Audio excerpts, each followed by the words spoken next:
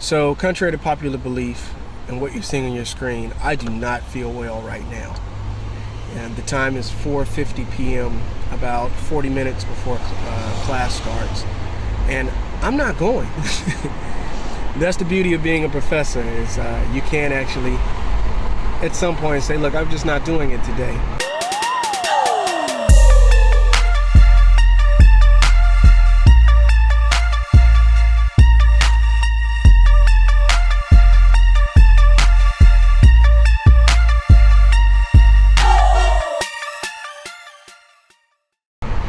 I don't feel well. So I have left instructions. The assignment's already up for the students to do online. And so they have a place to go to do some work. And they have 2 hours to get this story into me. They don't know I'm not coming. They've been texting me while I was driving and asking for directions about where the assignment is.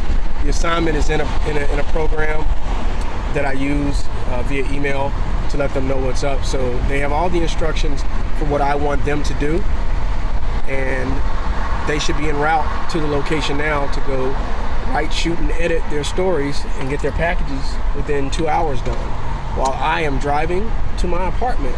I don't feel well. And it's not like a cold or anything, it's just exhaustion. I'm just tired. And so I'm going to go home at 4:50-ish in the afternoon, Eastern time. I'm going to sleep. And I'll sleep for the next day or so.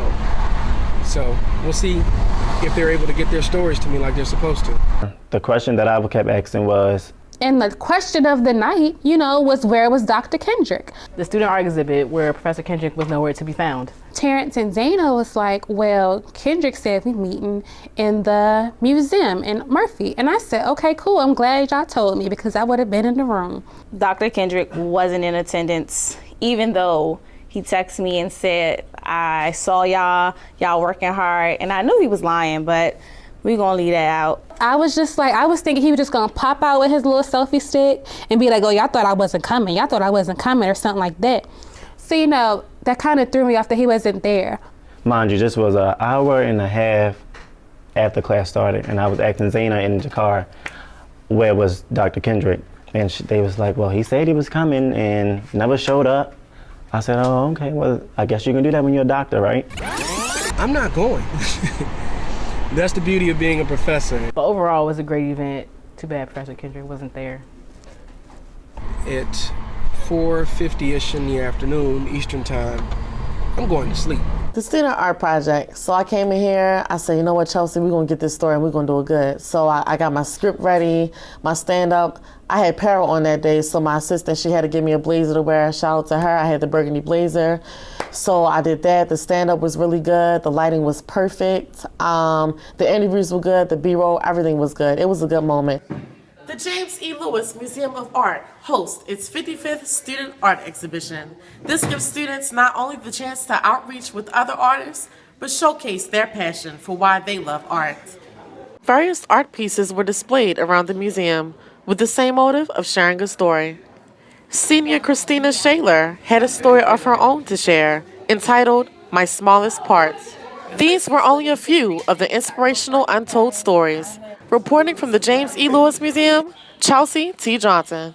The student art project package, that was the most comfortable for me because I actually knew two people that were in the art was being showcased at the museum. So one of them was actually my blood first cousin. So I definitely could just interact with her like she's family because she is.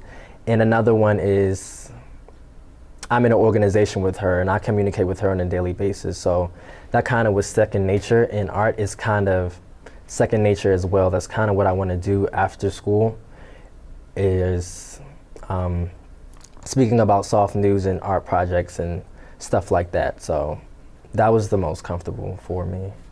I like the two photos that I took when the students were talking about their favorite pieces and what they thought of the pieces, and I thought they came out effectively in the shot the way I kind of envisioned them to. I thought the overall night, I think I captured it in the minute 30-second package. I thought it was a pretty good turnout for that project. Tonight was the opening of the 55th Annual Student Art Exhibit in the James E. Lewis Museum of Art at Morgan State University. This was the perfect opportunity for students, staff, faculty, and anyone in the open public to come out and see amazing artwork that students have themselves created. There was a plethora of that artwork that was on display tonight, such as ceramics, paintings, drawings, and sculptures that many had the opportunity to discuss and show their appreciation for. Not many students have the opportunity to have their artwork on display, so they took advantage of this night. Junior architecture major Deshaun Morris gave his thoughts about the student art exhibit in the museum tonight.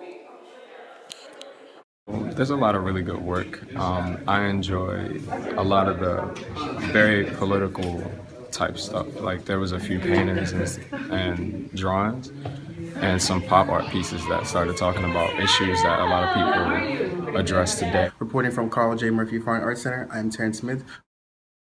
But the project was pretty easy, and I did everything that he asked and turned it in on time. The only problem was that I put the date and that the event was happening, so like a producer probably couldn't use it during the next week.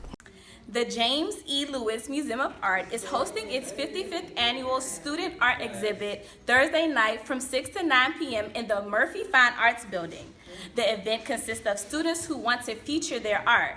The showcase is not only for students to network, but to have pure exposure of all of their work. The visual arts program helps students develop a competitive portfolio of work or experiences in one or more areas of the visual arts. It also develops students' capacity for diligent and persistent inquiry about his or her work and environment. It was at Martin's West, and it was just this big chandelier, so I just got the couple, having a sweet moment with the chandelier in the back. At the event, spectators are able to buy and acquire about unique pieces of art. I'm Jakara Wright, reporting at the Carl J. Murphy Fine Arts Center. It ended up being a fun night. It kind of was like a classroom type of thing, so I got to hang out with my other classmates, and we kind of just helped each other out and did reporting on that. Jakara shot my stand-up in there. Again, she did a good job for saying she's shorter than me.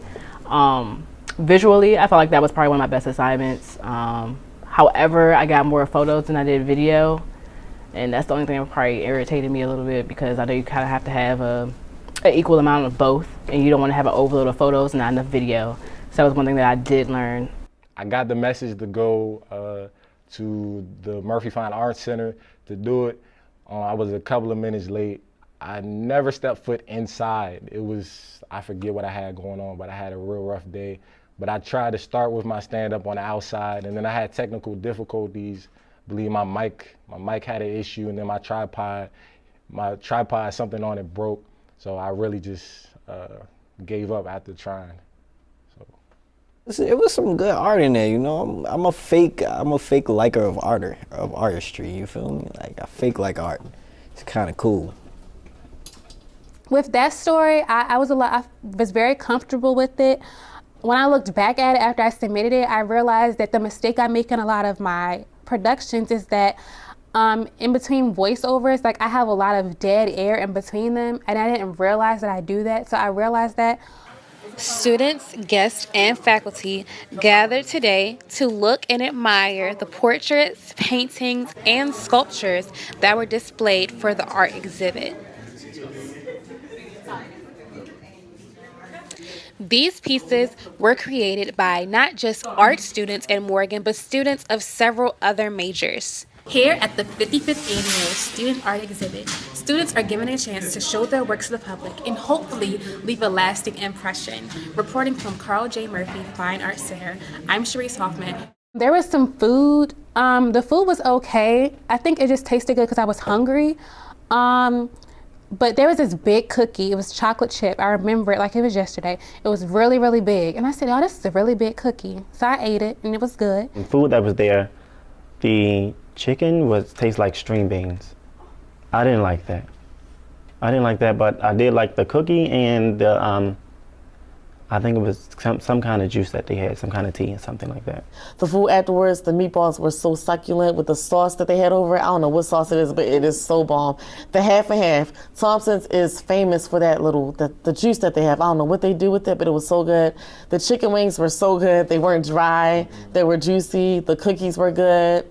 It was just a good meal, so that topped it off.